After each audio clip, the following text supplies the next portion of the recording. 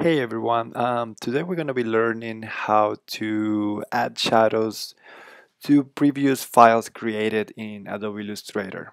So let's go ahead and open our file in Adobe Illustrator. We're going to be coloring a blue macaw. Here are the paints animation. We're going to start with the frame number 1. So let's hide all the other frames. Actually, I did the other way around. Start with this one down here. We're gonna go all the way up. Okay, perfecto. So we zoom in to the blue macaw. We unlock the layer. We select everything. Wait, let's make sure that inside is also unlocked. Okay, so we select everything on the layer. Right now, we can see it's in live paint mode. So we're gonna go to object, and then we're gonna go to expand, and now we are outside of light object. We are going to then select with direction selection tool, or the short key is the tab A. We select a blue piece. We switch to the knife tool, which is right here. The shortcut is Shift Command K. Oh no, that's not. Is Shift Cake. Shift Cake. K as in king. Okay, so we select the knife tool and then we start cutting. We're gonna make the light coming from left to right, so the shadows are gonna be on the right side, and the lights are gonna be, there's not gonna be light, but the light source is gonna be from the left side. So once we do the cut, we go and select the shadow area that we're gonna switch the color. Then we go and double click the color here, and from this color we're gonna go down a few tones. Here's fine. And now if you click outside, that has shadow. We do the same thing with the belly. Do a really subtle shadow. Actually, let's do it from down here all the way up. Select. Now with the eyedropper tool, the short key I as myself, we click here. We switch to the same color. You just want to make sure it's always the same color. Choose the face. Click here. Add the shadow. Let's do it. What else should we put shadows?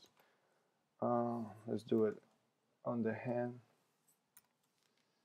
We don't want to add too much shadow because then it's gonna be a lot of work to add it to each frame. So we keep pretty much the big shapes with shadows.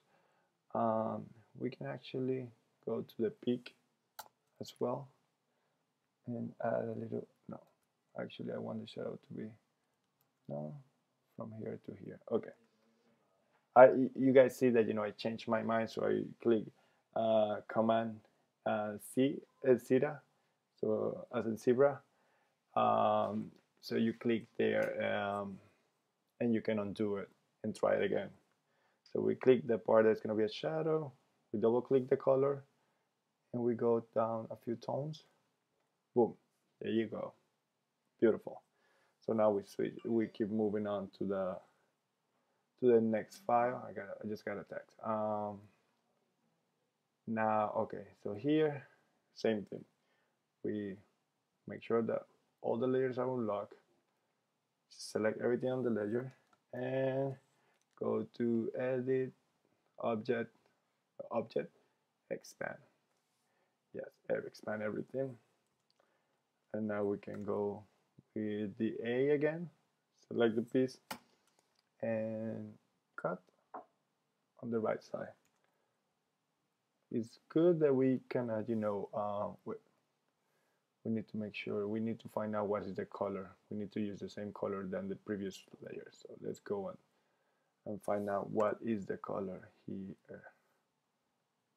The color is this code, so let's copy. Let's go now to the other layer. We're here, we grab the piece that we just cut, double click the color, and paste that code. We just have to do it once per layer, because now when I cut here and then go and select that piece, I can just eyedrop this color, and we have the same color than the previous layer. And a little bit here. I keep using the shortcut to change from one tool to the other. It is super time saving to know the shortcuts. Shift key. We are keeping all the shadows on the right side. Let's do the pick. Because this is another color, we have to also go back, click, get that shadow color of the peak, and then come back here, select that, double click, and paste the new color. Perfect. And now we're going to do the same thing actually with the other parts of the peak. Select, there you go. And from there we're going to go to the following layer and the following one, and then until we have all of them already with shadows. Like for example here, the shadows goes in this side. Always, the shadows and light stay always in the same size, so all the shadows are going to be in the right.